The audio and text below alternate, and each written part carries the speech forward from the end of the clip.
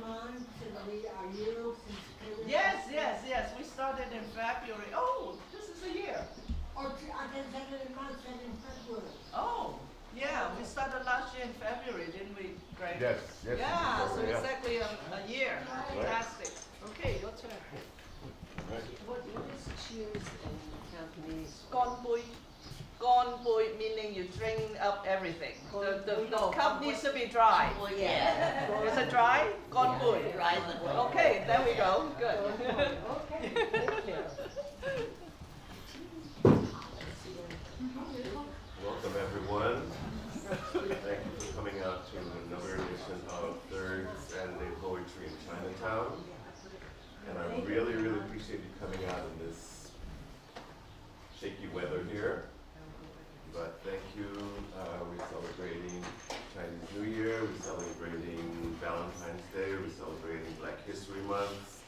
So thank you for coming, and thank you for sharing. If you'd like to read, there's a sign-up sheet there. Please sign up. And we will probably do about 3 to 5 minutes, I guess. If we run short, we'll maybe add some more. But anyway, unfortunately, one of our features will not be able to be with us this afternoon. Devorah Major is getting over about COVID, and we wish her well. But we do have Nellie Wong here, and Nellie will be our feature of the afternoon.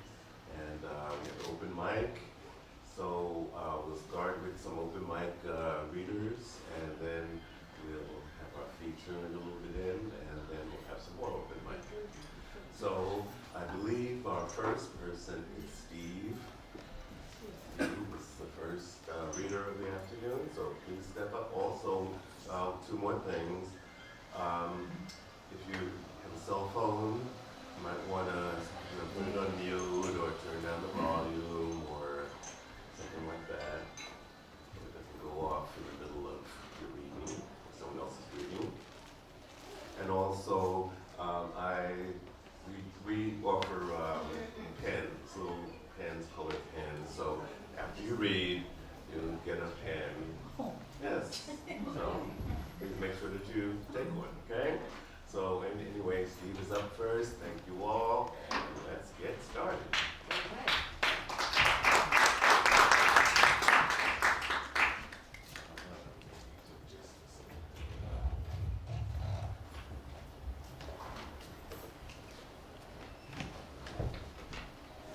Hi, my name's Steve Fowler, and I've been in San Francisco since the middle 60s, so it's been a while, and I love San Francisco. A little closer to the mic. First poem is A Poise of Pine Needles.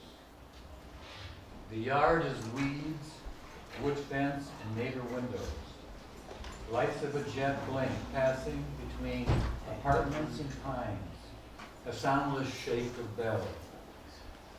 The lights keep to the narrow bed of sky, and I wade through the tangles of established weeddom. Come by the stiff branches and lean on the fence. See the lights meet the hills, and are gone. It is this war that has stunned me. Long ago, shown how to wave goodbye. My small, serious hand would turn to steady a car disappearing down a dark street. I linger at the fence, a dry smell of unpainted wood. The dimming sky is paper, spread with poise of pine needles, silhouetted. I don't move. I am eligible here. This isn't a yard, it is evening, for a few minutes more.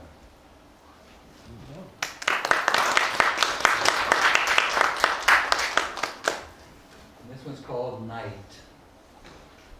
Not a pretending to sleep.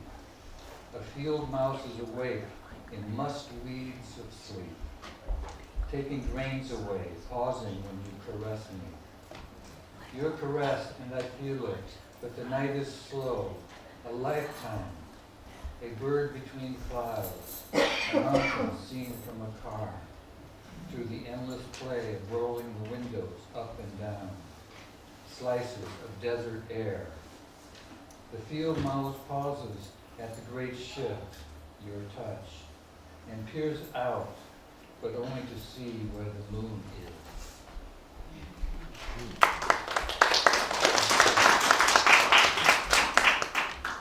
This is called In the Clean of the World. When air is gone at the end of breath, a winter sidewalk beneath your shoes. See the weak shadows of distant sun, almost a thrill of tracing paper. And think of spring like something special in your lunch today. And before raising your eyes to where you are, there is the moment, alone, with circles of wind about your ears in the clean of the world.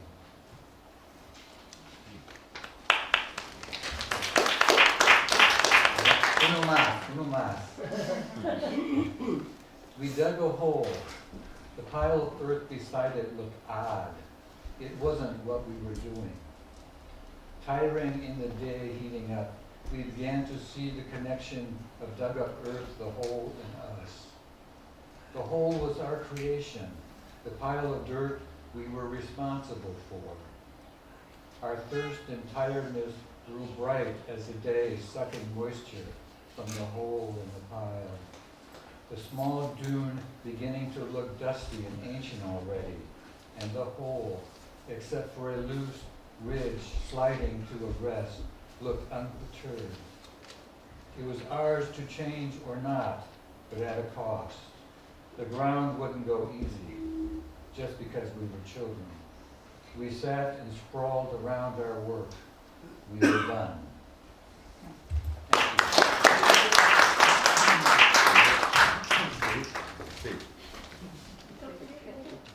Thank you. Good. All right. Next up, we have Rorschach.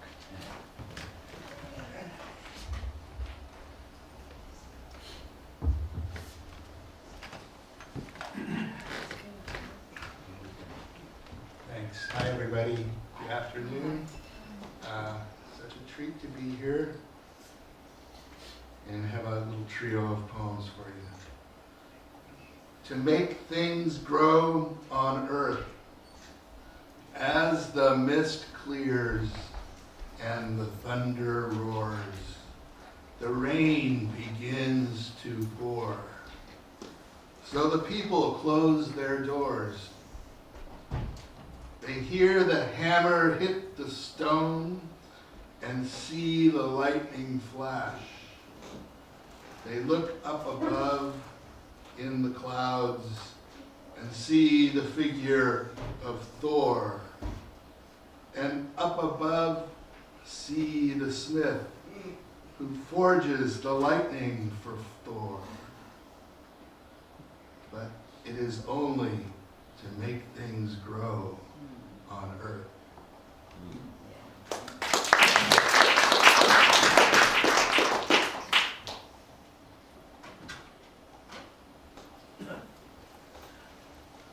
A poem unbidden, hollow inside, as if somebody were sucking out my guts with a straw. This queasy boundary between sickness and health, this is the place where things change. This is the place that poems come from. This is the place where time stands still. I know too many people pluck at me with their eyes. Too many people draw the strength right out of me. I am trying to write a poem while my body wavers in a temporary wind. The stuff of dreams is made of fragile stuff. Poems grow out of dissolution, arriving unannounced. banging upon the doors of consciousness. Let me in, out of the cold. I'm so empty and tired. Why should I be your means to expression? You poem. I know better than to think I wrought you. And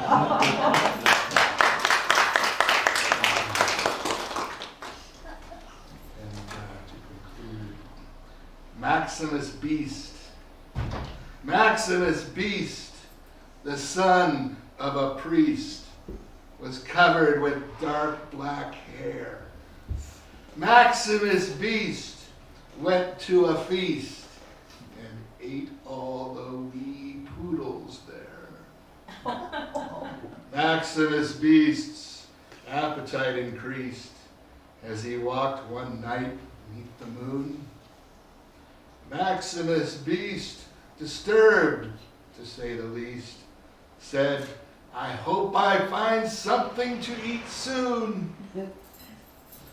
Maximus Beast has never, ever ceased to make poodles shiver as with chill. Maximus Beast, grown slightly old and creased, sleeps at the top of the hill. Maximus Beast, and I do mean a beast, pretended he just didn't care. Maximus Beast returned to the feast, and he ate all the wee poets there.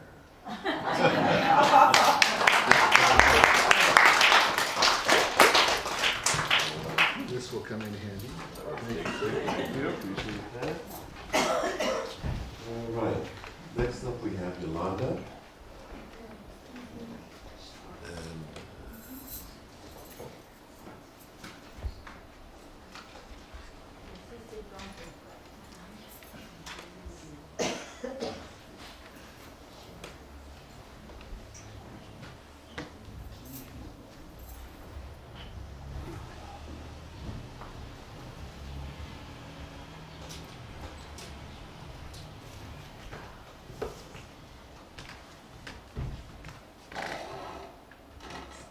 Hello, happy anniversary, Clarion. Thank you for giving me the opportunity. I chose these poems that have been published. And it was while Jack Hirschman was alive. I submitted my poetry, and I don't have time to read one or two. The book, Revolutionary Poets Brigade, and I'm asking anybody that would like to submit their poems to give me your email, the political pretty much. We have a book, anthology published every year, and I can email the emails to John Crow, who's in Charles Nelson's Jack. So this poem is called Thoughts of Mine. And my thoughts, silhouettes of the past, the Nuremberg trials, shortly after the end of World War II, decreed that no country could engage in acts of violence against another country nor against its own people. Minimizing the theory of Marx and Engels, who in the Communist Manifesto called for armed struggle, not much different from the military codes of the Bible or the fight of David versus Goliath, when Israel was not immoral, can trumpet the rise of Arab Jews and Palestinians. Thoughts of mine speak in the hall of Congress and Senate on obtrusive thoughts that must be silenced. For if I support a country's right to defend itself against becoming another Iraq or North Korea's rampant firing of missiles because of famine, I may be punished and end up as another tentacle of El Pulpo against my will. El Pulpo, the octopus, Central American's co-United Fruit Company, no matter what the cause. Thoughts of mine, life I think of peace, because Marxist Leninist revolutionaries have written about struggle for peace. Tracks of mine cannot be about violence, even though violence runs through my beaten body and has been on both sides of the gun. Freud said when children or adults fight, they don't learn to resolve problems through other methods. Freud was a cocaine addict. Some of Karl Marx's children sadly died of poverty. Tracks of mine, wide speed, cover up canvas or paper. White clouds engulf me, conveying pureness of others' thoughts. American proverb says, fight fire with fire. Marxist-Leninist and revolutionary shell out for the struggles of ideas. IDEAS. Violence or not, it's not up to me. I believe in the war of ideas. And my second poem is Don't Keep the Villagers Ignorant. They were both published here. Copy the silence of the undead and those poor heroic souls of Indonesia who up until 1995 refused entry to Nazi Genentech corporations. Across the continent, 15 years later, over 300 Chileans perished after Indonesian tsunami rolled over a defeated people. Just like the Chilean people who were defeated on September 11, 1973, only to bounce back temporarily since the quest for the incarceration of dictator Pinochet bore no fruit. Yet the modern decor of a resurgent government under former President Michelle Bachelet was ruled out by a newly elected government more to the right. Earthquake, tsunami reconstruction became the quote-unquote bridge from devastation between two different ideological governments in Chile. Whether the earthquake was an act of God, an act of mind, an act of nature, the consequence of a government crossing over.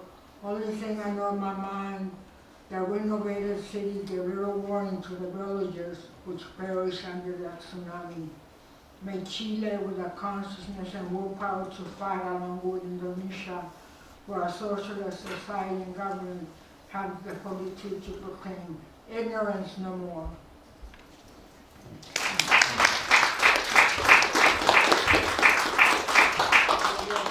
Yeah. There you go. Thank you. Sure.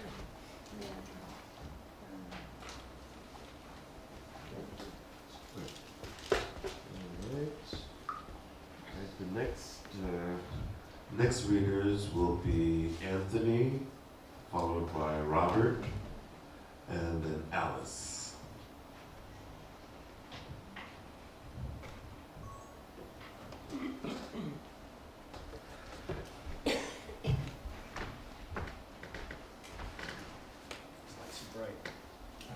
Okay, hello everyone. My name is Anthony Perez. Yeah. Hello, can you hear me? My name is Anthony. Speak a little louder, please. Okay. A little closer, or however you do that. My name is Anthony Perez, and I'm a Bay Area resident. I've lived here all my life, but I haven't been to San Francisco nearly as much as I should have. So today I will read you a poem that I wrote. I started poetry quite recently. I've never read any of my poems aloud, let alone to poet enthusiasts, and I think I saw a dog back there.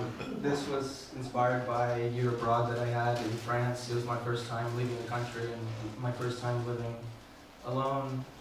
So this one is called Eyes. Every night I die alone. The midnight hour painfully arrives, departed from the waking world, the abyss, impossible to overpower, destined to dream of a decaying flower. Dawn approaches, and so does the mind, to the conclusion that this realm, the antithesis of divine. For every night its inhabitants suffer, with every dark sky that encroaches, coerced into drowning, wallowing in the untrue. A glimpse into what was, what never could be, and a love that you once knew. Eyes are the window into somnambulant despair. They see what's real, yet have no capacity to bear. Releasing their sorrows during slumber into a valley of wither, a place familiar, designed to encumber. A field of roses, blackened, brush riddled with thorns. Once testaments of nature's beauty, decayed, with no one to mourn, sifting through the grass, pricked by regret. What seems to be a waking sensation is in reality the punctured wound of remorse, a cruel asphyxiation, and that's it.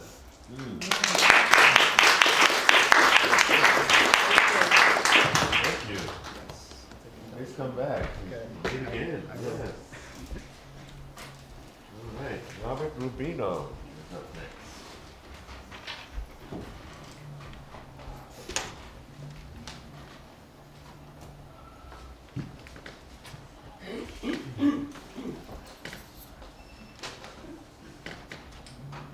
I have two pieces. This one is called Angel in His Corner. Ode to Angelo Dundee, 1921 to 2012.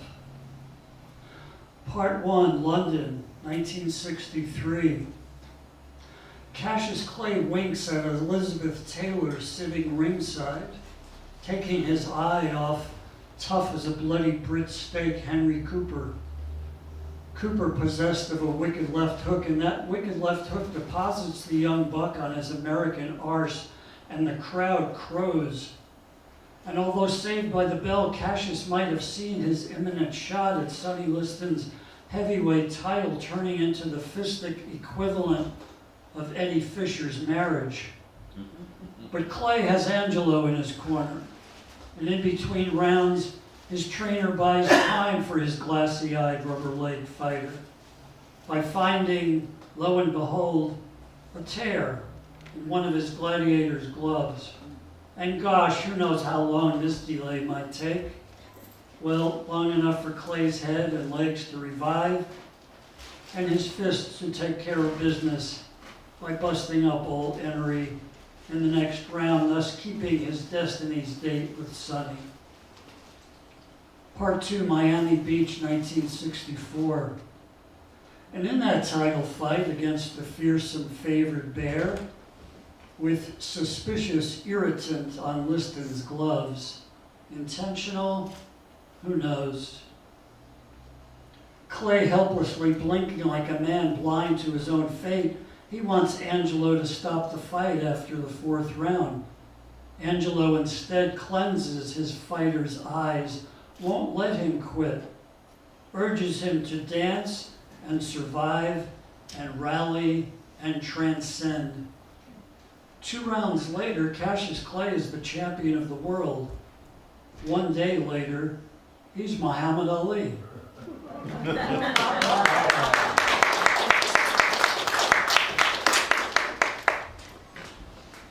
This one's called Waiting for Bardot, 1965.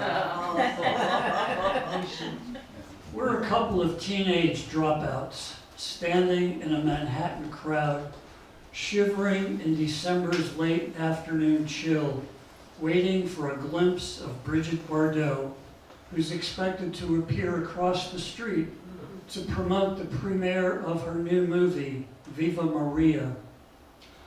We're friends who aren't really friends, with draft notices in our near future, and sitting together in our recent past in a balcony, reverently watching Contempt, in which we witnessed BB au naturel, a goddess, in Technicolor no less.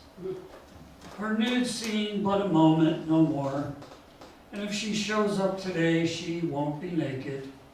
And we've heard she's not naked in her new film, in which her and Jean Moreau's striptease reveals nothing. Still, we stand in a crowd, in the cold. We're waiting for Bardot. Oh.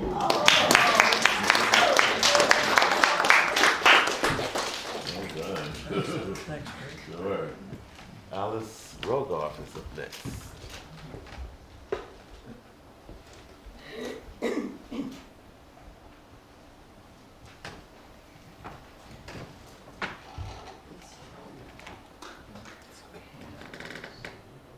Thank you, everyone at the Clarion, and Happy New Year. This is called My Father's Funeral. In midlife, I was like an awkward teenager. Like many funerals, a rainy day, In my parents' home, photos of gawky, long-legged spurts of growth. I didn't know who the rabbi was after years away, a new rabbi, a stranger.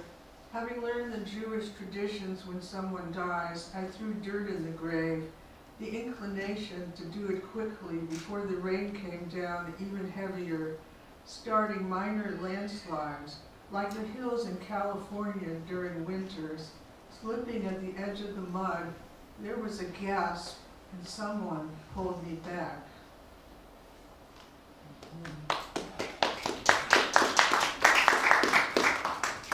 To Ronnie Goodman, a homeless artist. Ronnie is running, to run to get his art from being run over, carted away in trucks rumbling. Ronnie was running to sketch, to print, to paint, black lines or lives, running over sidewalk cracks, feet moving, stepping, sitting for a moment. Ronnie is bicycling, the pedals drawing circles on 16th Street. The Fourth Amendment to the United States Constitution states, people have a right to be secure in their persons, houses, papers, and effects against unreasonable searches and seizures.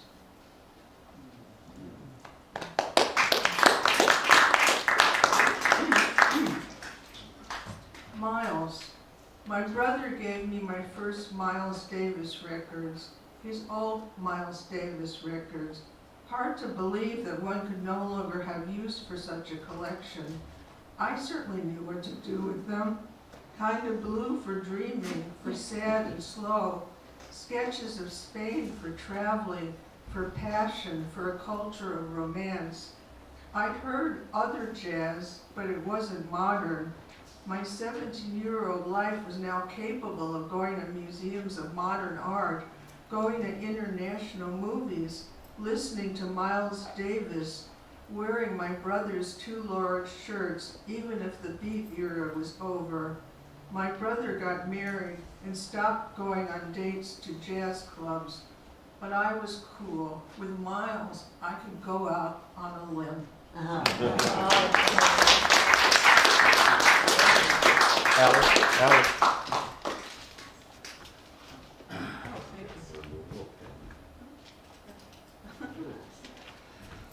Okay.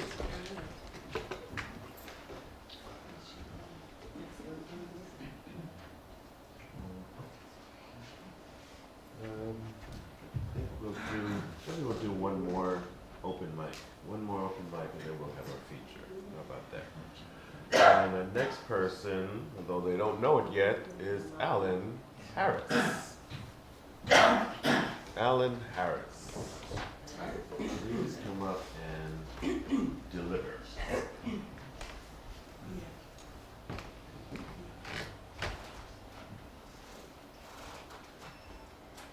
Hello.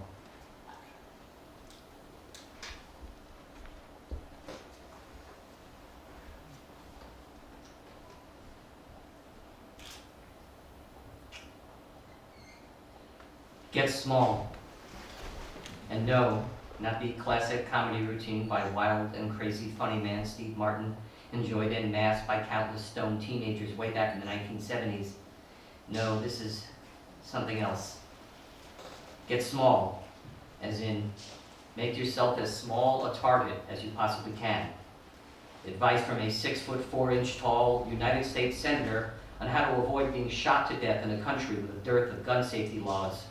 If you're planning on going out, if you're planning on leaving the relative safety of your home to a movie or a club or a trip or a concert or a parade or a trip to the mall or a pilgrimage to your chosen house of worship or just to drop your kids off at school, then you're going to need to take precautions. Wear dark clothing, accessorize with a Kevlar vest, do a little reconnaissance beforehand to familiarize yourself with escape routes. Because, as this 6'4" tall United States Senator has pointed out, this is the price of freedom. The Second Amendment was not be infringed upon lest the risk be run of having the complex but fragile structure of our government come crashing down all around us. Close one gun show loophole, keep one high-capacity magazine out of the hands of one duck hunter, run one background check on one mentally disturbed person who wants to buy an assault rifle, and 241 years of democracy will evaporate in an instant. Don't think about how in those other countries, the ones with these stringent gun safety laws, there isn't a steady stream of mass murders, because those countries aren't real democracies. When their citizens go to a movie or a club or a concert or a parade, there is an almost 100% chance that they will still be alive by the time the evening is over.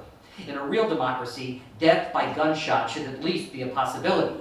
Because in a real democracy, every citizen, regardless of race, gender, sexual orientation, religious belief, or degree of mental stability, has the right to amass as many guns as he or she wants to. And if you have a problem with that, well, then you are not a real American.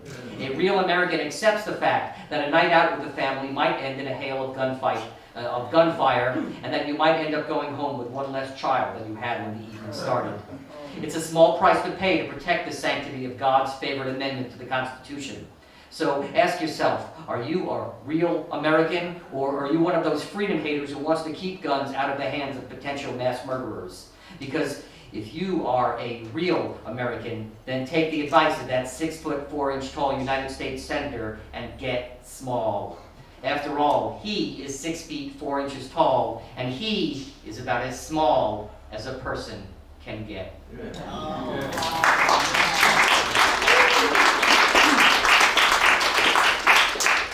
man.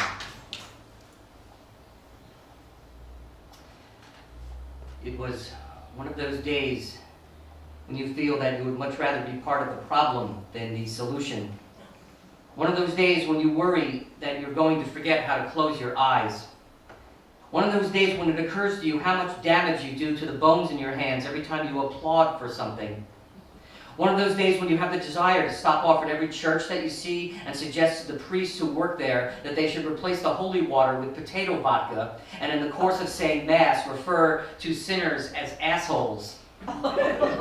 One of those days when you want to hang out at the DMV, hoping to see someone die and someone else give birth, thereby closing the circle of life while waiting in line to get their driver's licenses renewed.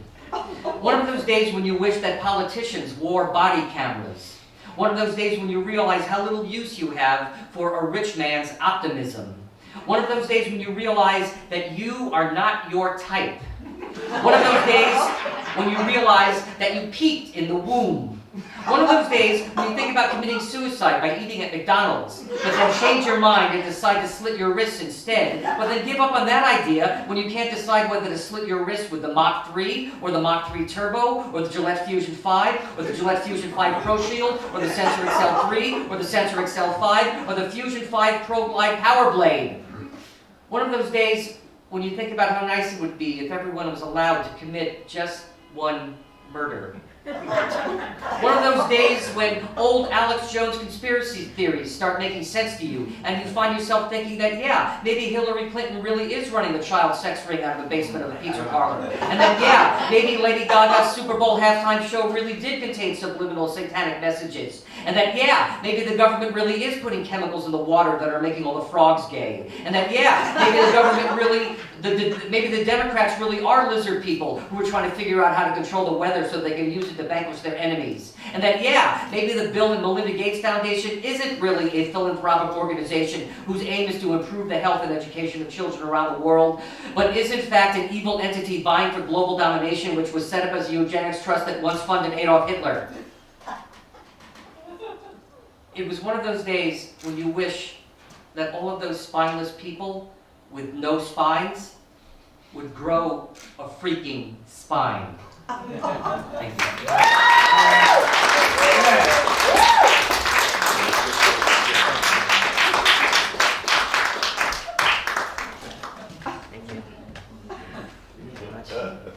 It's you, Alan. Alan never disappoints.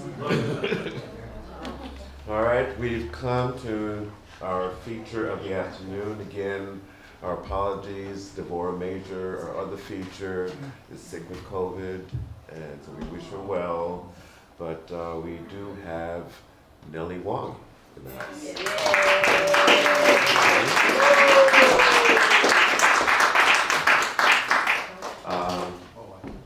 Oakland Chinatown born Nellie Wong has published 4 books of poetry: Dreams in Harrison Road, Railroad Park, The Death of Long Steam Lady, Stolen Moments, and Breakfast, Lunch, Dinner. Her poems and essays appear in numerous journals and anthologies. 2 pieces are installed at public sites in San Francisco. She's co-featured in the documentary film Mitsue and Nellie, Asian American Poets. Among her recognitions, a building in Oakland High School is named after her. She's traveled to China in the first American women's writer tour with Alice Walker, Tilly Olsen, and Paulie Marshall, and others.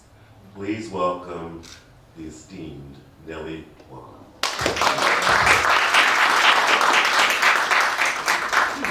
Thank you, Greg, for that introduction.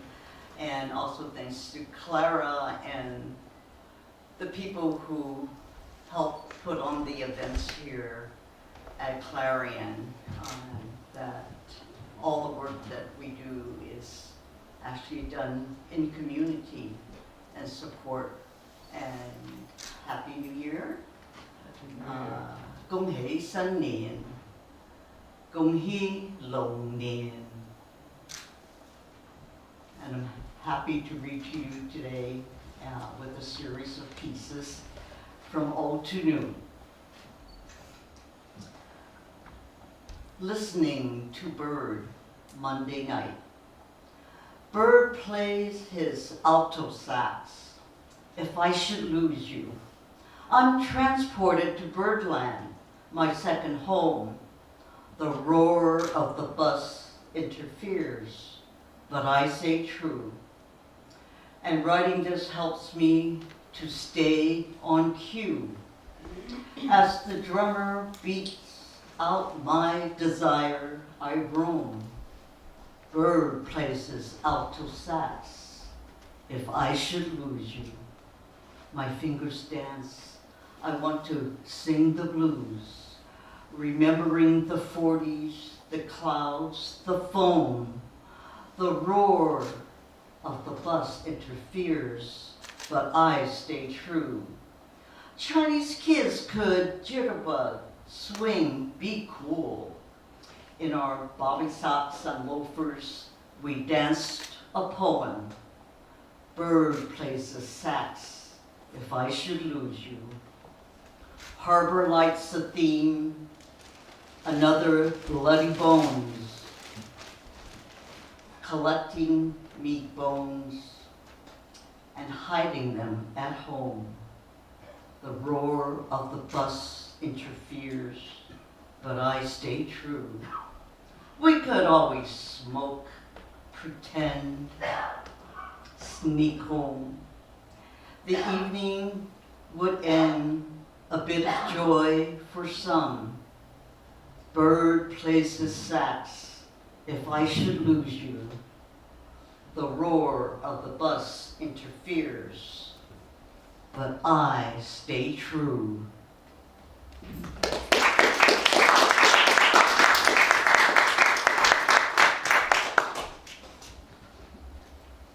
In my many years of writing since the 70s, I have stumbled and found and run into things I never thought would happen. And thanks to my younger sister Flo, who's with us in the audience today. And one day she said to me, "Why don't you take up writing?" I said, "Writing? Me?" And she says, "Yeah." She said, "All you do is sit there and watch TV." And I thought, well, that's true. I do watch a lot of TV.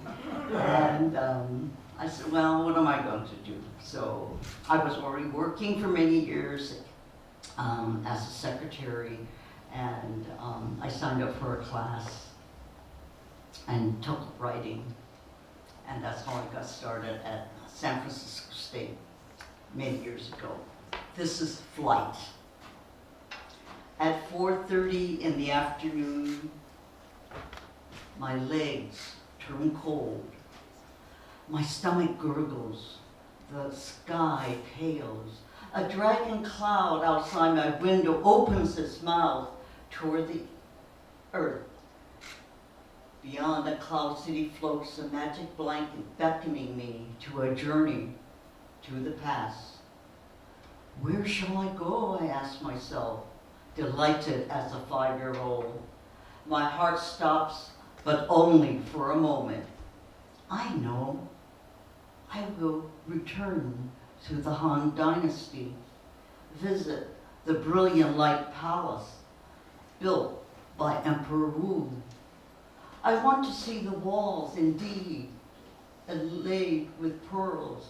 I want to see the staircases were gilded. If even on a dark night the palace shone brighter than all the stars in heaven, I tiptoe from my blanket to the upstairs chamber. There she is, Li Qingchao, drinking wine and writing a poem. Her long fingers touch my beating heart as she gazes outside the acacia flowers. She pays no attention to this intruder, noisy as a newborn crow who dreams that the poet's brushstrokes one spring day will reach her in the future world.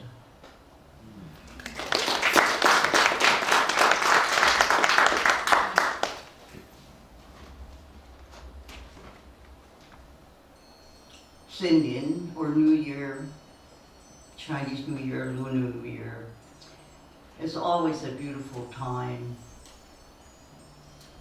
It looks to spring, and many people all over the world celebrate the New Year. It's also a sad time because I think of my parents and the large family that I'm a member of. There's 6 girls and 1 boy, my brother being the youngest. And now Flo and Bill and I are the surviving members of the Jiwon family. And we were the ones who were born in Oakland, California. So this is Mama, come back. Mama, come back. Why did you leave now that I'm learning you? The landlady next door, how she apologizes for my brown, rough skin to her tenant from Hong Kong, as if I were her daughter, as if she were you. How do I say I miss you? Your scolding, your presence, your roast loin of pork, more succulent, more tender than any hotel chef's. The fur coat you wanted, making you look like a polar bear. And the mink trim coat I once surprised you on Christmas morning. Mama, how you said importment for important. Your go-to flashing and insecure you dare not bear, wanting recognition simply as eating noodles and riding in a motor car to the supermarket, the movie theater, adorned in your gold and jade, as if all of your jewelry confirmed your identity, an American woman of Chinese ancestry. How you said, you better, always your last words, glazed through your dark eyes, following me fast as you can on one November evening in New York City. How I thought Hello Dolly showed you an America you never saw. How your fear of being alone kept me dutiful in body, resentful in mind. How my fear of being single kept me from moving out. How I begged your forgiveness after that one big fight. How I wasn't wrong, but needed you to love me as warmly as you hug strangers.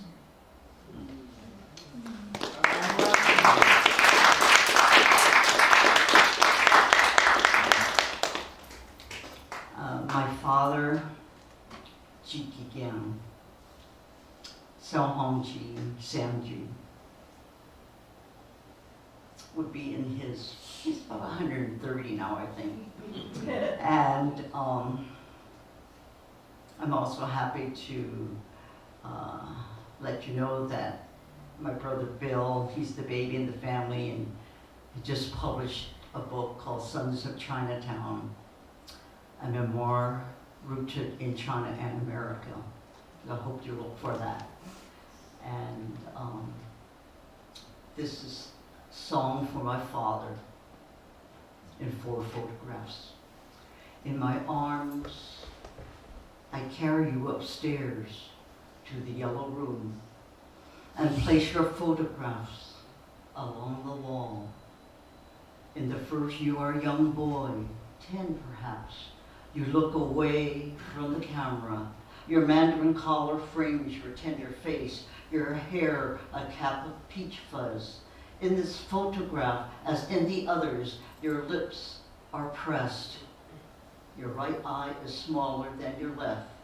In what studio near or far from your home village was this photograph taken?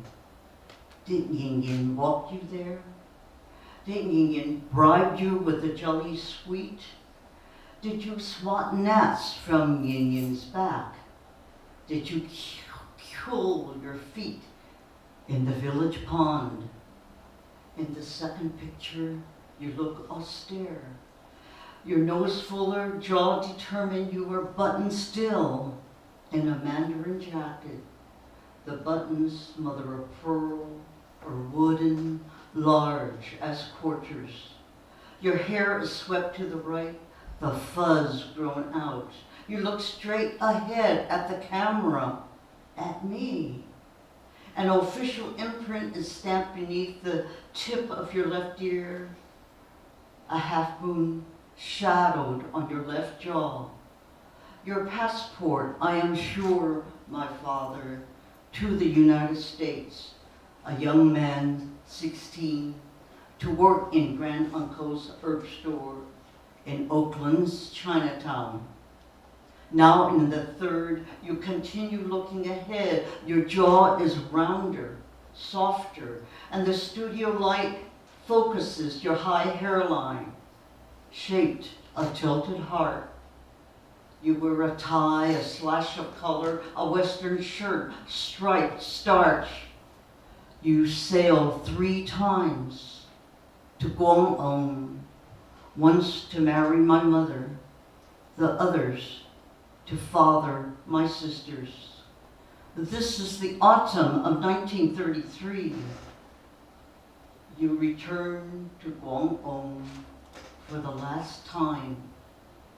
You look blank. If someone should ask me, your 4th daughter, your firstborn in the United States, I would say yes, he looks blank.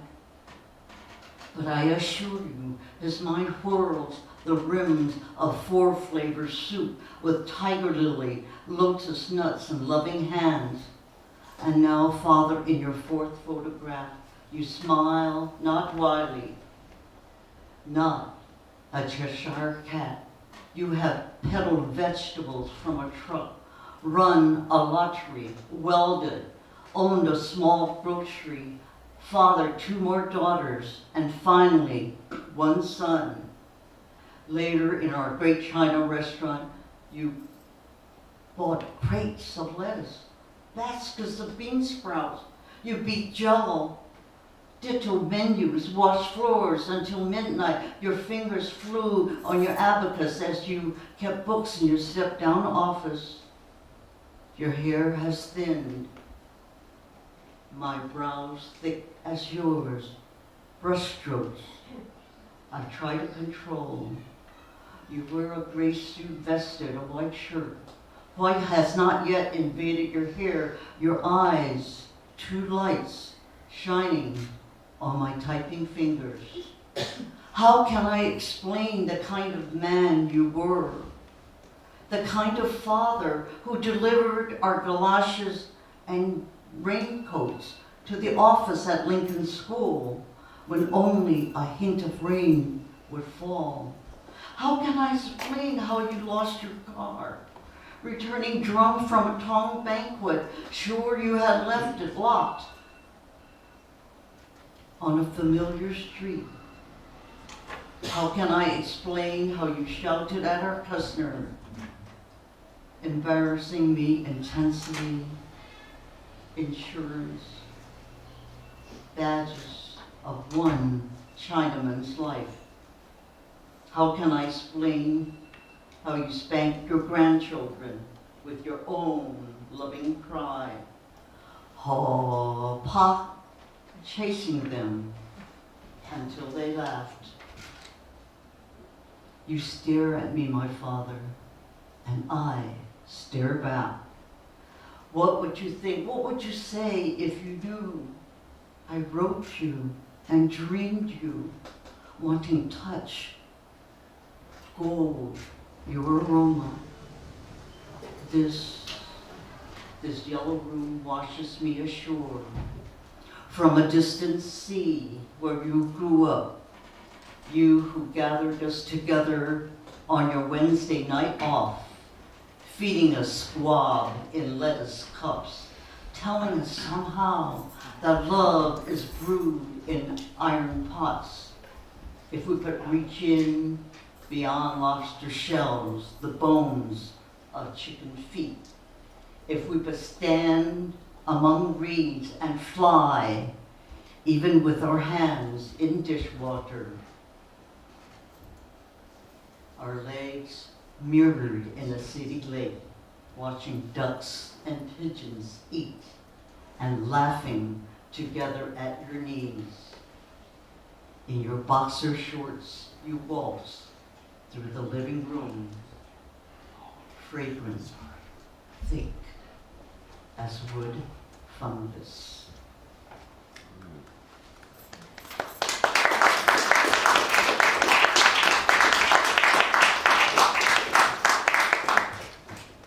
Sounds in the night.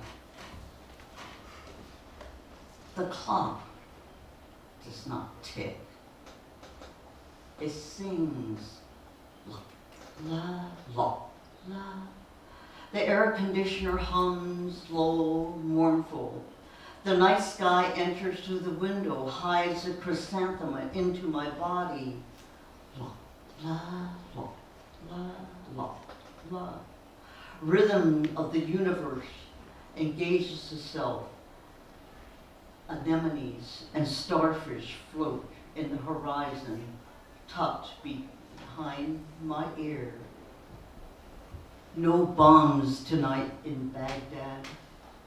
No bullets barraging above the heads of Palestinians. A woman picks olives from the one tree left, not knowing the brown-black pit of a loquat is a close cousin. Children sleep in fits and starts, while fathers toss and turn.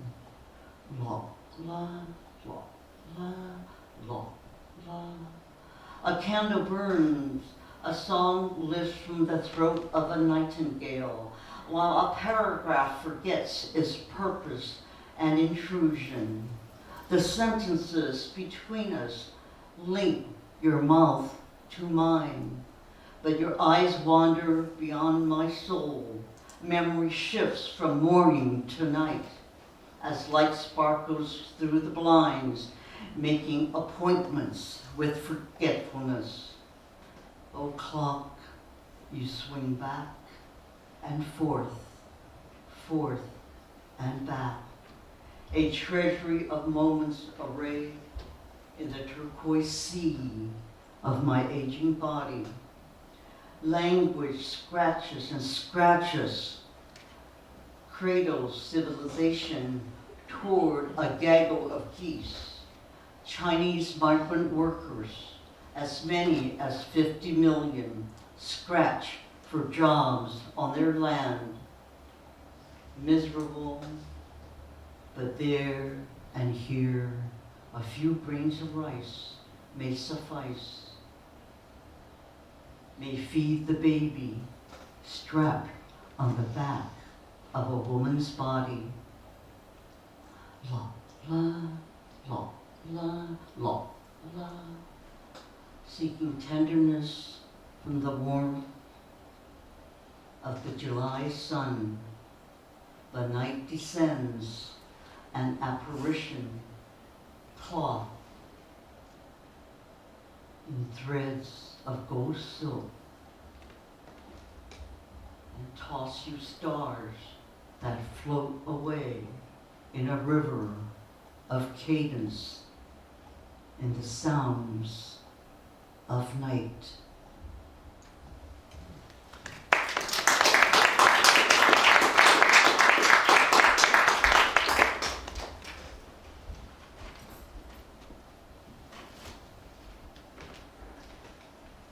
I like to write about what's happening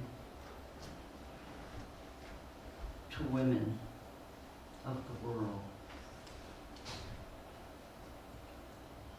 And there's been this battle since the ending of Roe v. Wade, whether women can decide to bear children or not. And at a rally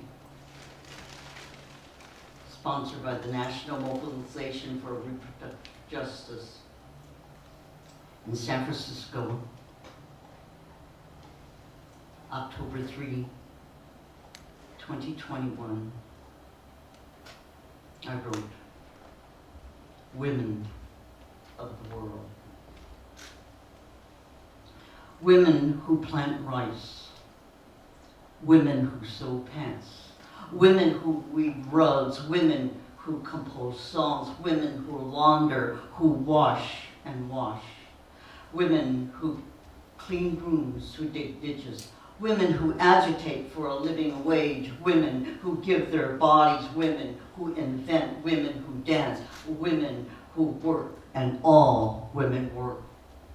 Women who sacrifice sleep, women who weld, who paint, who doctor, women who see with their ears and hear with their eyes, women who resist their brains and bodies in united fronts, women who build coalitions, women who organize, strategize, materialize, women who teach and learn, women who are migrants, refugees, escaping violence against their bodies, their children's lives, women who fight against sexual slavery, women who abort, who choose, women who act for clean water, clear skies, for education for all, women who lead to end wars and promulgate prophets' destruction, women who cross borders, women, she, they, we, women of the world, unite.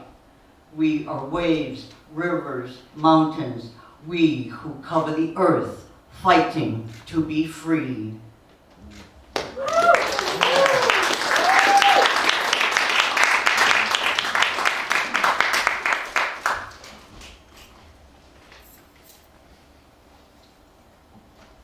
Home Rule was a beautiful, passionate artist and educator. And recently, with the work that I'm doing, the poetry I'm performing with Flo I. Wong and Jenny Lim in our group, the Last Hoisan Poets, we've been able to write pieces about paintings or how the paintings inspire us. And so this is inspired by a painting by Honu titled Strange Fruit, Comfort Women.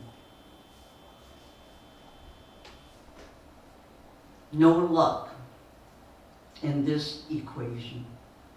7 women's strange fruit stare at you, their eyes awash with tears dripping, cast downward onto yellow straw hats, their fingers at rest, but for one, stern without malice, pulls you into paint, a butterfly with purple and white wings, of unheard voices as comfort women, unsurreal, their lives forsaken in droughts, the moisture of art in world war against women who could not say no, who had no say for their humanity or luck in the numbers 777 for future wealth, prosperity. My sisters who had no say, rise and speak.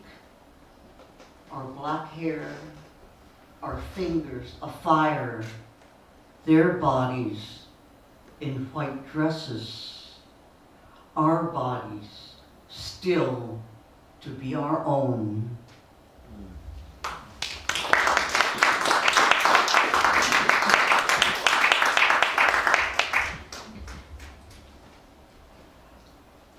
The news is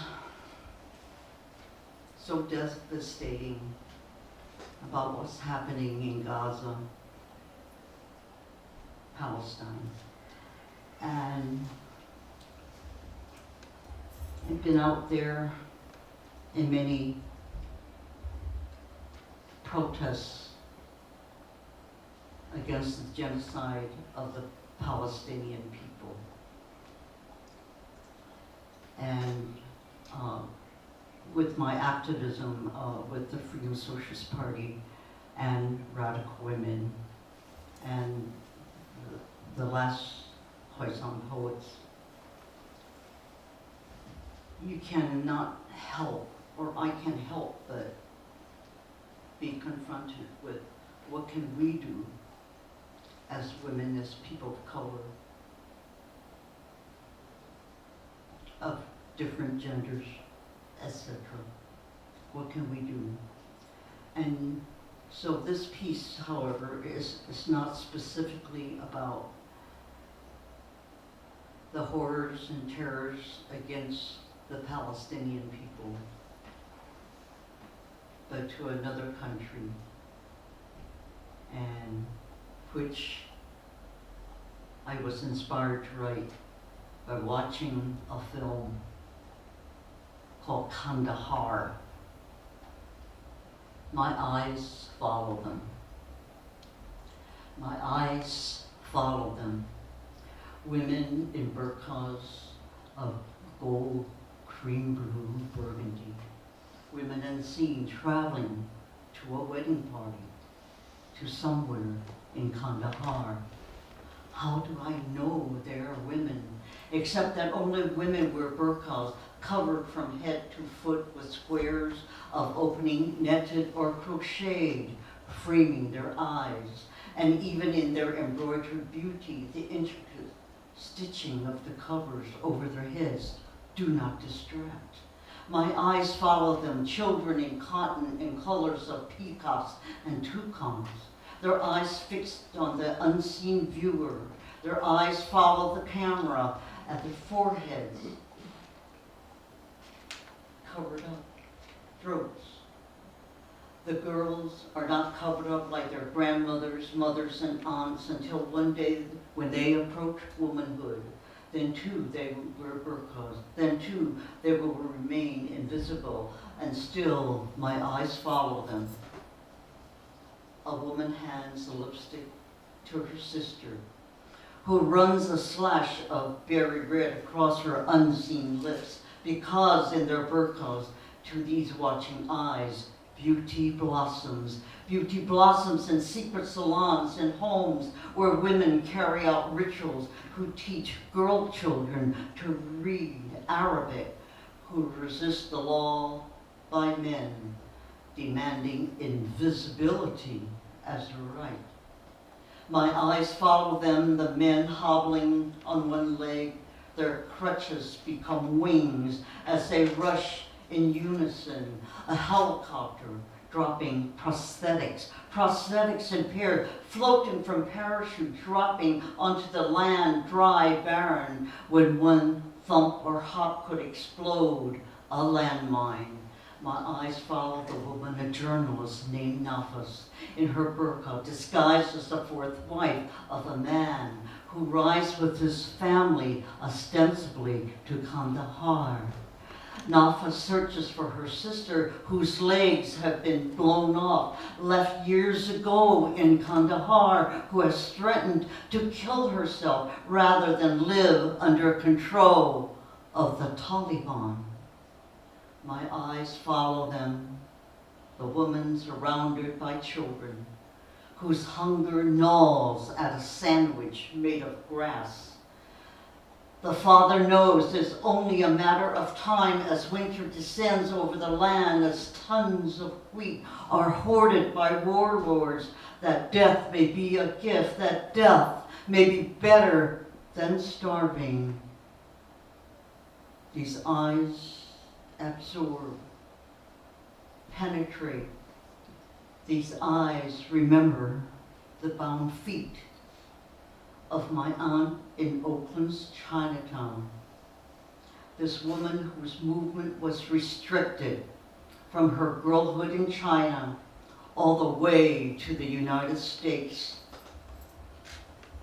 These eyes ferret the unknown, the hidden, the unseen faces, shapes of their jaws, mouths, bodies, legs of the women in burqas whose passion for movement remains unknowable, whose spirit thrives at the thought of wheat they could pound into flour, who long for the sun to find them, unafraid, daring to read the newspaper, listen to the radio, watch television, walk the streets, run the land, dancing as women, as sisters, beckoning in the heart of darkness as the eyes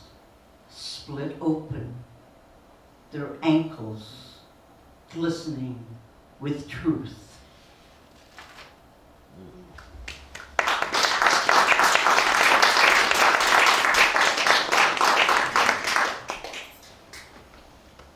A 14-line poem on the world. Hong Kong activists protest extradition policy. Democracy at its turbulent heart, with rifles, Chinese soldiers crouching ready to shoot, sweltering in heat and wind, migrants jump into the sea. They escape the open arms ship as Italy defends its borders. Immigration by numbers, chessmen wield swords as samurai. Evacuate, leave if not drown, back to unwelcome shores. Taliban dynamited Buddha figurines, claiming they are anti-Islam. Piece together shards label ears, hands, foreheads, eyes. This world leads nowhere and everywhere. Where else can we go? Where else can we go?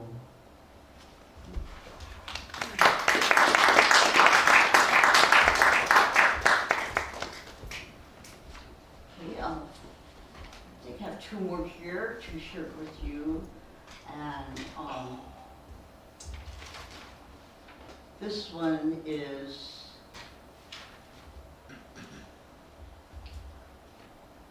dedicated to my good friend Young Mom, and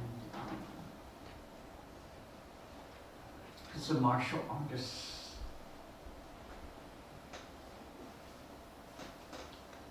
A warm fellow human being who has really opened up, I think, another world for me as I grew older and really, really got into movies and kung fu. I am a movie person, and this is when I grow up. I want to be a martial artist. Joust with Jackie Chan and Bruce Lee. Displayed my prowess of Wing Chun, elbows flying, whack, whack, pop, whack. Michelle Yeoh, am I doing this right? Want to dance with Ji Jong and whirl a cyclone of stars. Uh-oh, young Wong's watching, smiling at this octogenarian, her white hair, eyeing the Jingwei bird, filling the sea with twigs and stones, joining Sun Wukong, the Monkey King, and Pixie in search of scriptures, and Stephen Chow, Chow Yun-fat, Donnie Yen, where are you among the Sifu, deliberating Tai Chi and Qigong and rapid kicks? Oh, that Gordon Liu and Bao to Ingwei of Shaolin Temple arts of martial dexterity, ancient rites of power of self-defense.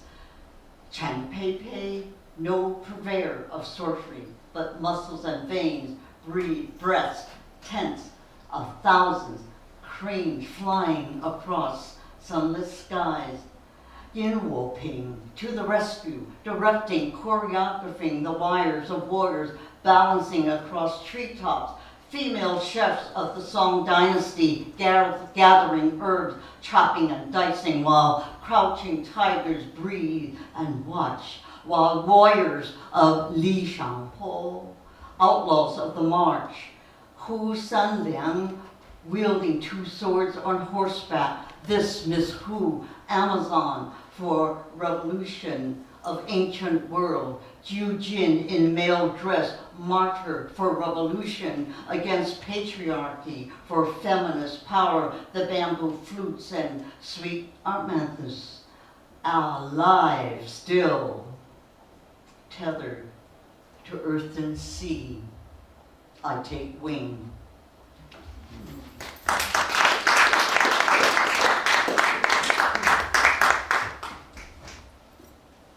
Instrumental rhythm. Cooking sweet and sour rock cod, playing cool jazz, yeah. Whether tenor saxophone or trumpet, pass the fit dry. Sprinkle salt and pepper and the notes fly, syncope. Pour oil into the wall, get it sizzling, place the whole cod into the concave body of the wall and let it fry. Messengers of jazz at Birdland. Wedged tomatoes, sliced yellow onions, and green bell peppers collide in unison. Chamber music in wrought iron. Pour white vinegar, about half a cup, mixed with granulated sugar. Dizzy Gillespie and Machito embrace in a bowl of horn and samba. Dribble cornstarch paste like light rain, thicken the ensemble. Crown the entire body with bubbling sauce. Off with the apron, pour Pinot Grigio, clash the cymbals, serve the fish on a nice blue platter, scoop steamed long grain rice into celadon green bowls. Sit down, let chopsticks do the dance, a finale that rocks, that never ends.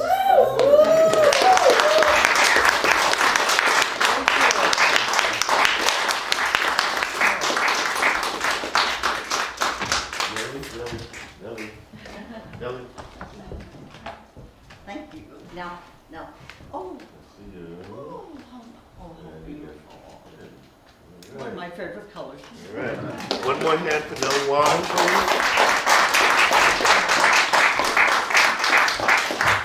Great. Okay.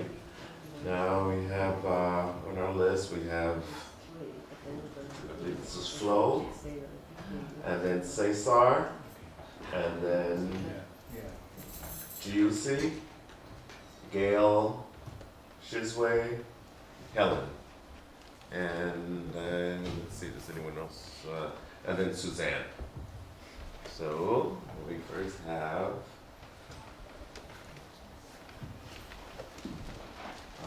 Flo.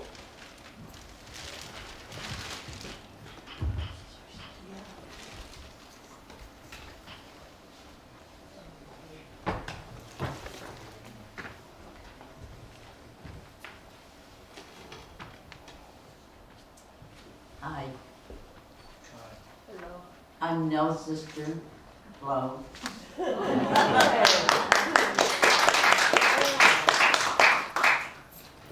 I love that I bossed Nellie around. We sat at home and she in her brilliant self didn't know her light, but I saw it. And I said, you gotta take it outside of the family. Other people have to hear you. And here she is, many moons later. I cannot tell you, Nell, how you've uplifted my life just by listening to you read and perform. Lai Oi Didi, Nellie, my older sister.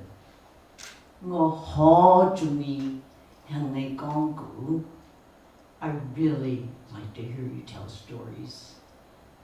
Koisi, right now, Mama, Papa, Mom and Pop, Hai Hin Sen in heaven. Tlel, I tlel, smiling, big smile. I'd like to read several poems to you. I first heard poetry when I was 9 years old. And then I decided when I was 75 that it was time for me to seriously consider learning how to write poetry. I flirted with poetry my entire life. Sometimes I called myself a poet. Sometimes I would erase the word poet and be really afraid and not write. And then I happened to go to UC Berkeley, where I had a poetry professor who went like this, and today's ladies and gentlemen. And he decided that we weren't listening to him teach his final year. He was retiring. And his words were really retiring. And for me, I interpreted it as not inspirational. So I stopped writing, but I'm back here today to share with you some poems. Most of these are works in progress, and I want to read to you first. In a Black Bowl, and I write on my iPhone, so I don't have any problems getting my poems. So here we go, and I'm nervous, so I have to find where, I made a list, but apparently I'm not following it. Okay, in a Black Bowl, all right, here we go. Oh, you know what? Okay, here it is, I found it. I'm very right brain. And I was smart enough to marry my wonderful husband, Ed, who is extremely left brain. And so we made a good partnership. In a Black Bowl is dedicated to my 17-year-old granddaughter who likes to cook. And when she comes, the kitchen is hers. I leave, or I just watch her cook. In a Black Bowl. In a Black Bowl, she carefully layers slices of sliver brownish baked tofu. Slicing carrots precisely, She recalls stories tethered to ancestors whose dreams once drummed. She, a great-granddaughter of immigrants whose bare feet once chilled in chaff of rustic rice fields. She sprinkles salted peanuts the way her moons ago forebears did on earthen canes.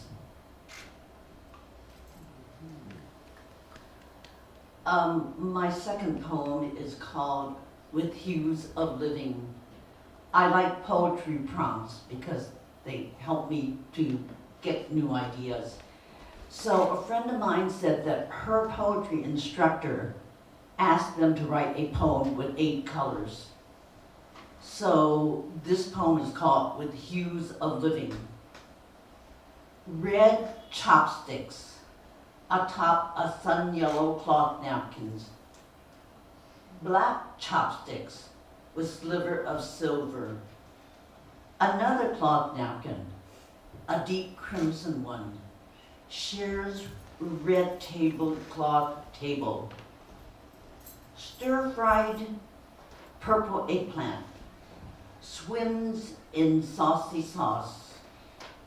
Wilted green pea sprouts fill a platter. Gong jin long lei, crispy whole sole, deep fried till golden brown, coated with a brown sauce, cradled in a white platter. Braised pork chops, coffee colored, a lunar New Year feast. Nearby, a deep red book with dark binding, its cream-colored cover with black letters, Sons of Chinatown, a memoir rooted in China and America, a chronicle about my Baba and Sly Law, my father and younger brother, sons of ghetto Chinatown, who many moons ago wore coffee-spotted jackets at our family's Chinatown restaurant, Ai Zhonghua, Great China, where customers, some drinking black coffee, ate fried halibut, chicken fried steak at light orange speckled formica counters. Mama, Papa, Hen Ngoi Gong, hear me speak. Goi Tlam Goi, we 3 offspring. Len Gunui, 2 daughters. Yit Nip Kadoi, 1 bit of an only son. Koi Si, Bak Lai Hao Fat Lo, now white-haired. Still carry hearts overflowing with savory memories. Gather with your great-granddaughter to honor radiant Gimlum, golden dragon with hues of living.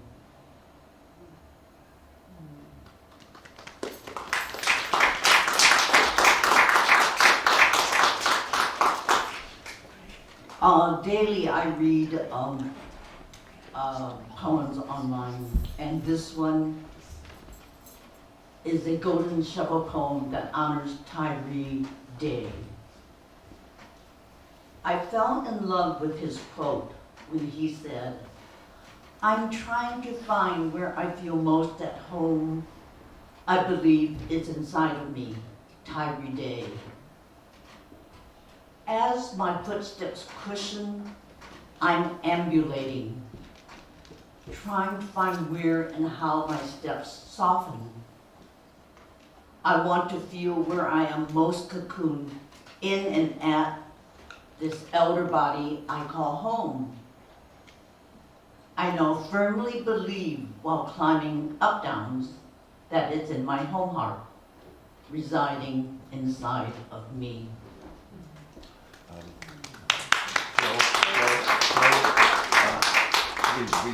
We still we're have kinda- a lot of. we're kinda Oh, okay, Yeah.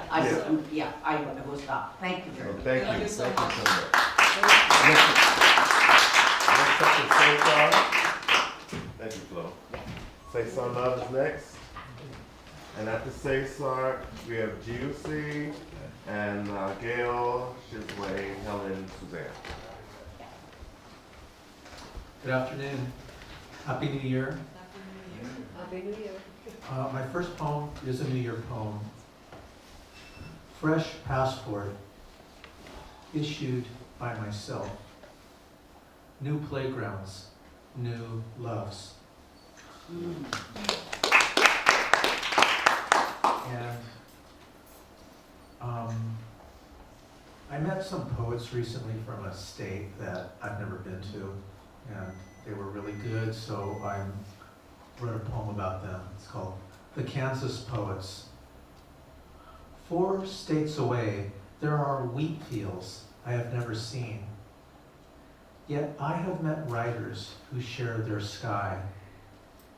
When the wind beckons west, stalks of wheat brush upon my lips.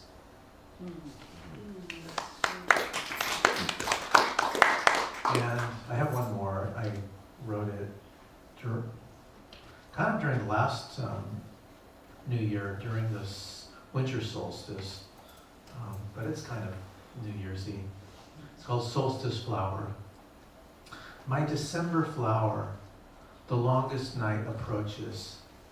I've glimpsed your daylight beauty, yet your bloom is deepest in the nighttime.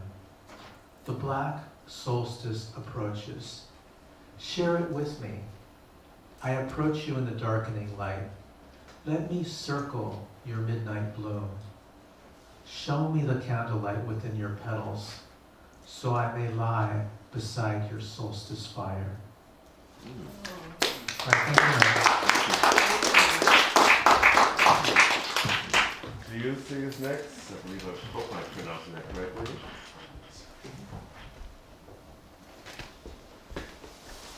Is Giussi still here? Okay.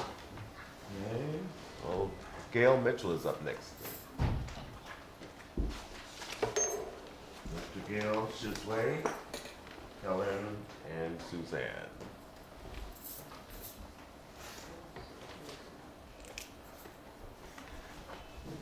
I have to look and say which is easy, which is the best way to kill yourself. Thank you. Sure. How beautiful. Thank you, Flo, for bossing her around. Okay.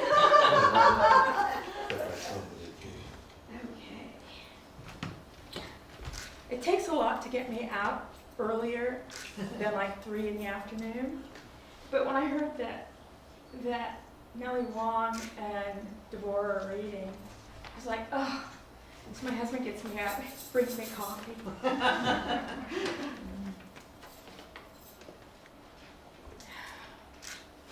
Digging Blue for Bob Kaufman. Poetry tugs on my ears, spills memories like wine. Gnarled fingers don't snap well, but dig the roots of things.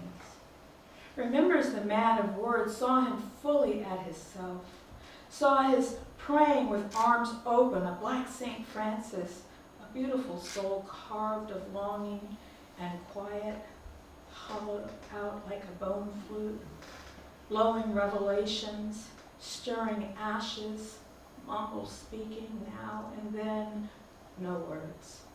Captions of blue and poems caught between there and then moments, frayed edges and smoke.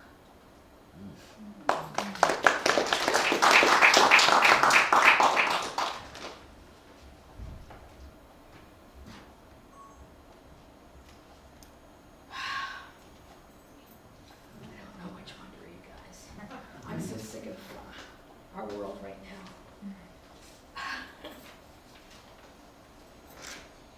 We do not say his name.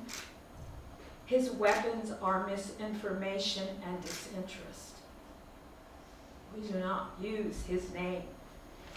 Refusing to call the gods of hate whose bone serenades are clacking and scratching.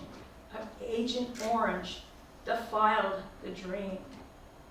Took children like plucking ripe fruit from their mother's arms. We do not say his name. Knowing always his tweets are the clashing of wings and the gnashing of teeth, he stirs the pot, licks the fat, and we watch his puffed up image. We do not say his name. Thank you.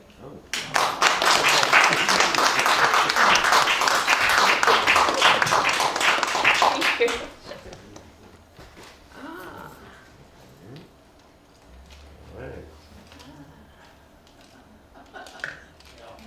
Oh, shush. My husband, you can't take him anywhere. Thank you. Next up, we have Chisway Siegel, a former feature here.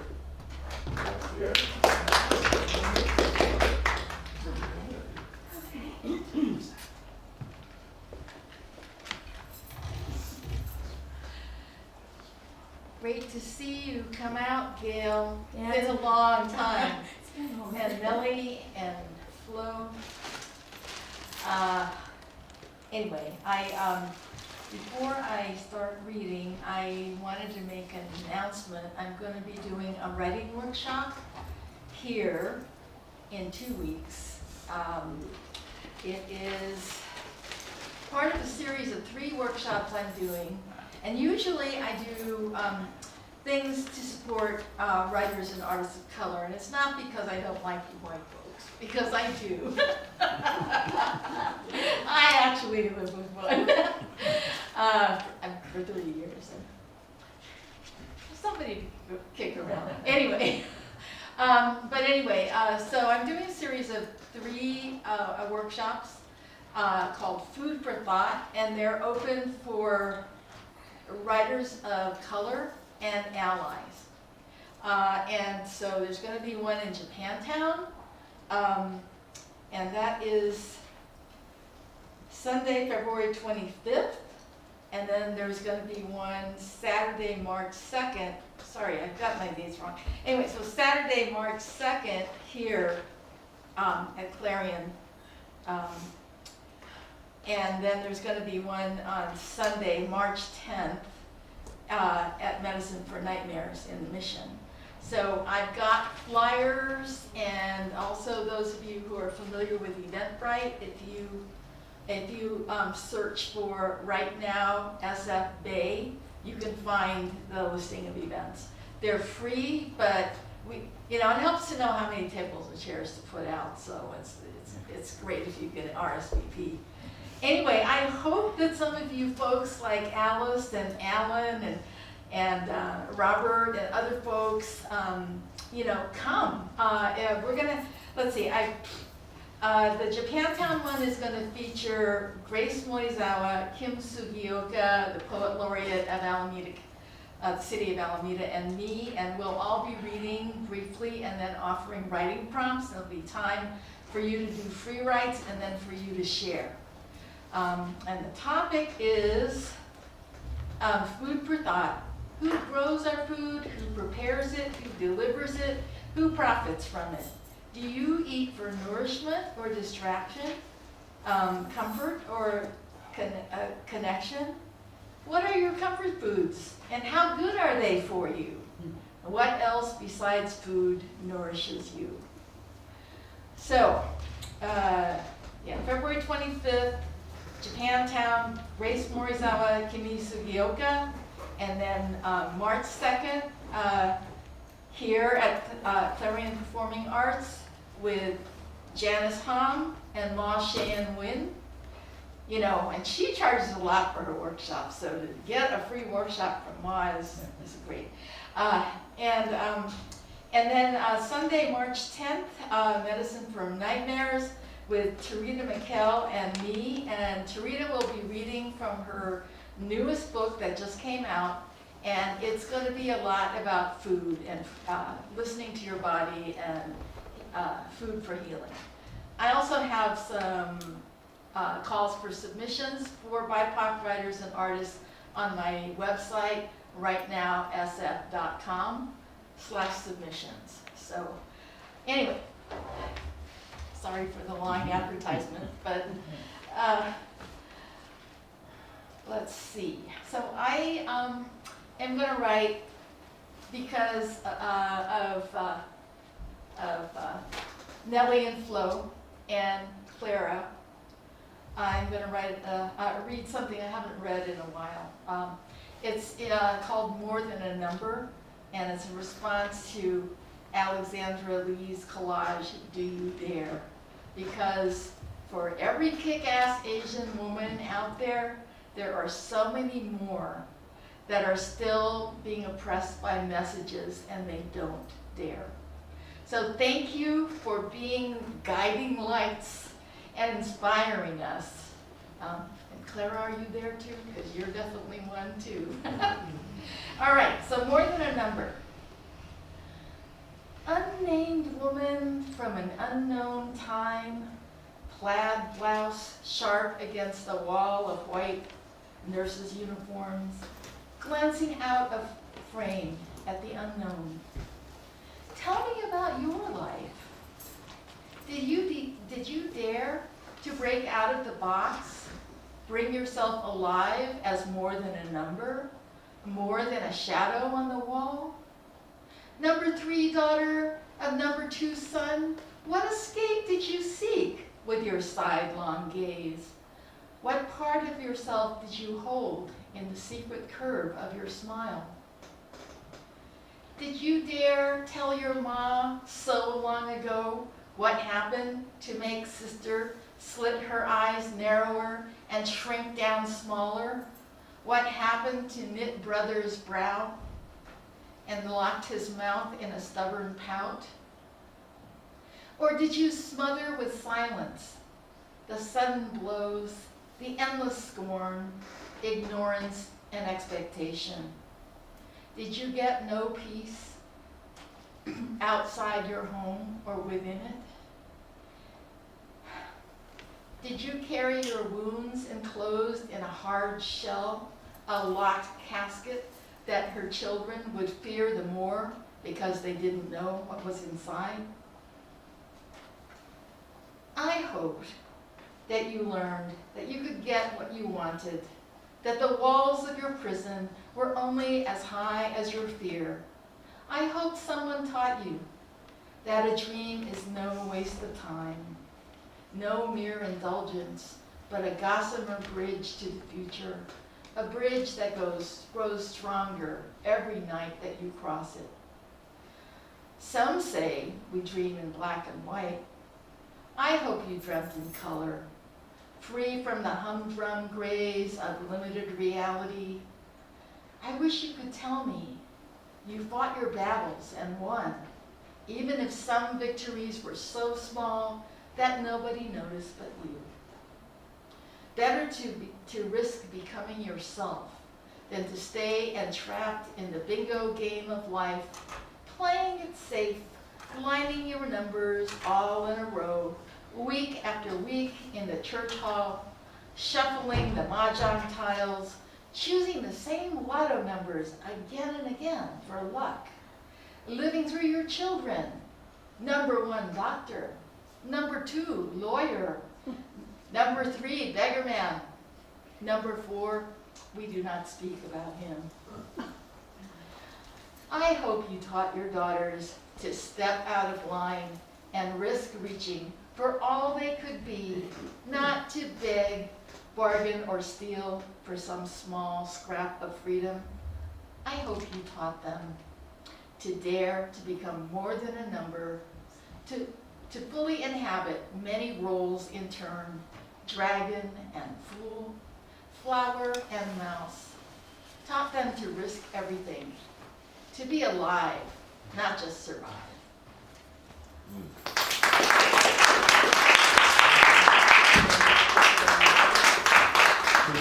Good.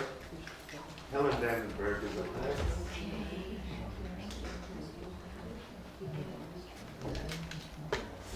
Hi, Helen, good to see you.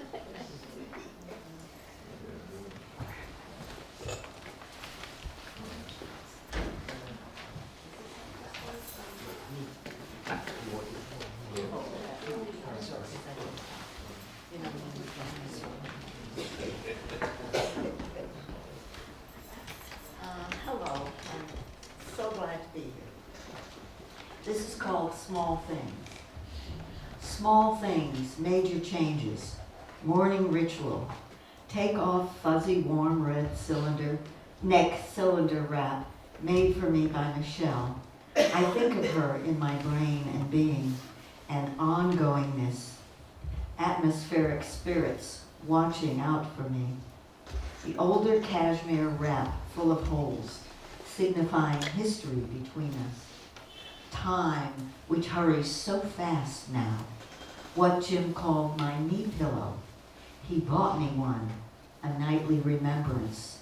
Does he know in his ether of not being that I still use it? All around, a litany of friends by the things they've given me. Some of the givers no longer on this earth. How to say it in Yiddish, like a resident at Menorah Park said to me so many years ago.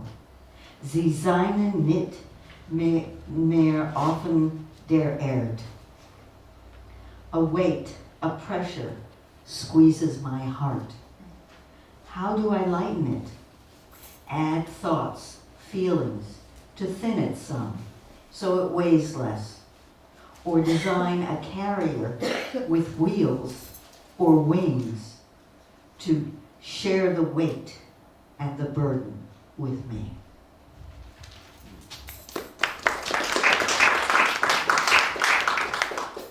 This one, I sometimes have a hard time with titles, so I think I titled this on the bus on the way here, called Left With ...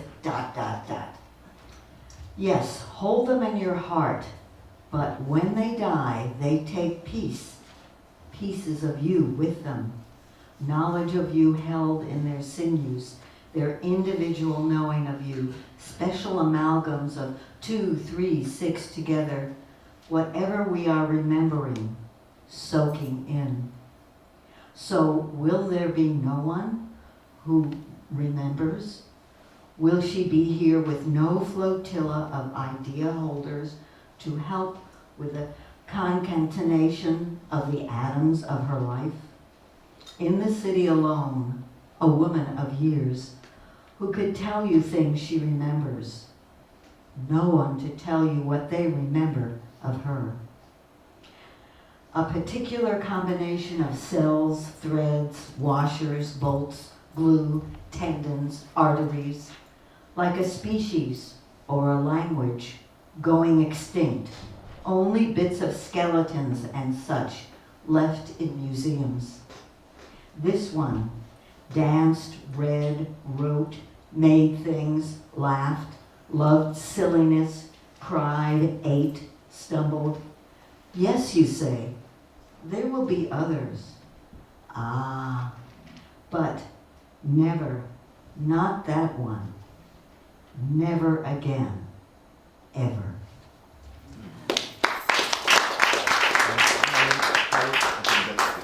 It's time, I think What? we just have one more person to read, so we're kind of rushing for Can time. I do just a little one?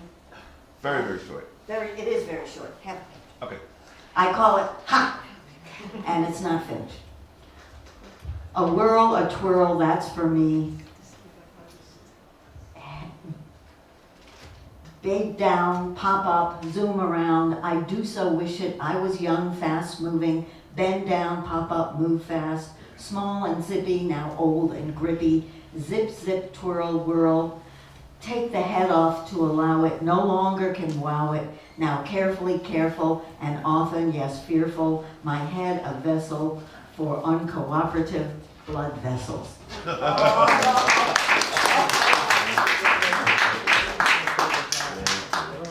Suzanne? I'm gonna take your hand.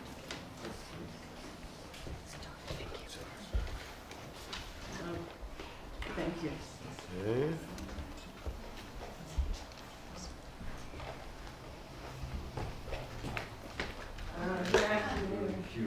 I'm Suzanne. Dude, yeah, just.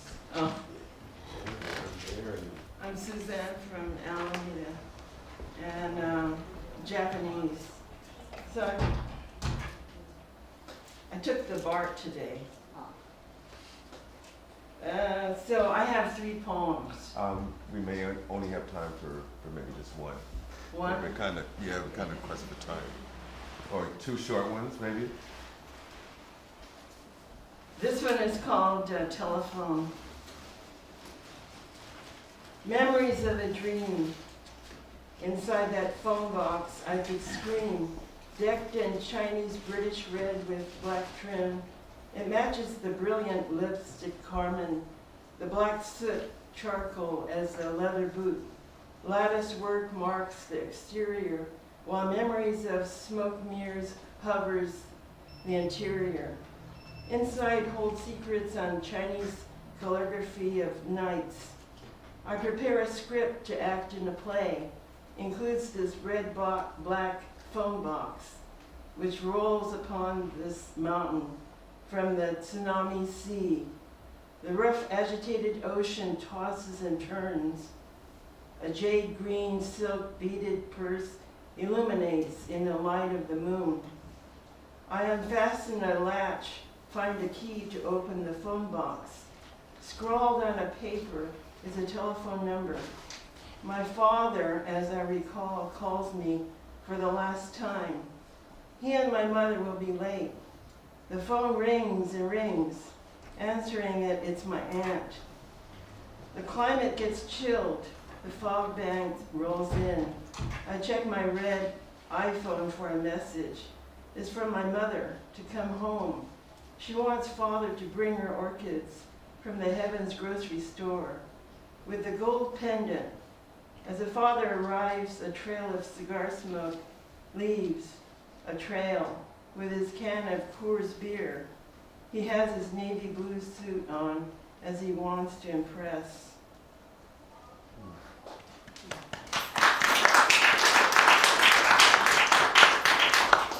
One more. Scatters, not lost. Spokes within, a parcel. A parasol opens wide, leaves scattered, not lost. Sprinkles seasonings on the lettuce, saturates with vinaigrette and oil. For existence warm, as guests of bees swarm. They're buzzing, waiting for the show to begin. Cash flows in a deluge of torrent of green valued papers, with denominations of numbers, with family name of currency. Name of a game, roll the dice, for the winner takes all. To win for fame, all the chips and gold coins slide to me like a river, not stream. Feel a vapor of the sprinkle of moisture on my brow. It's pelting on the roofs like horses with hoofs. Dig in. Is a storm that blows against the thatched roof covers that protects the soul. It beats an uneven cardiac rhythm, like a murmur that whispers. It calls to speak, a thump emits, follows by low, a tympanic irregularity that pelts on a heart, wakes with a start, belts out, a song of soul.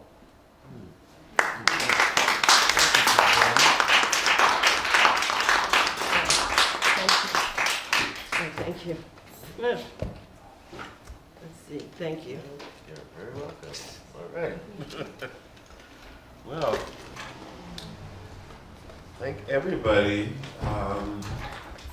That's pretty much it. I think, has everyone had a chance to read, who wanted to read? Okay, I'll forego mine and read 2 the next time.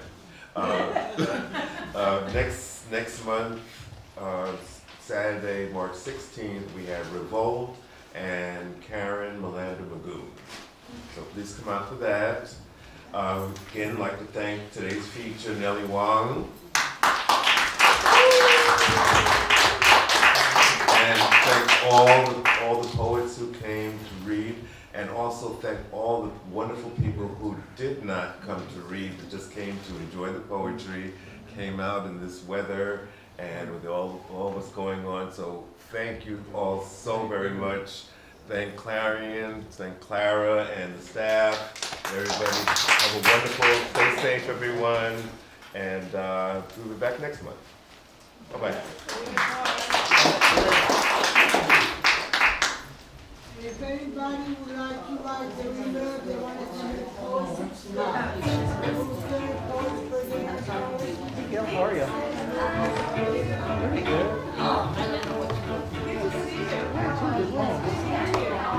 Oh, no.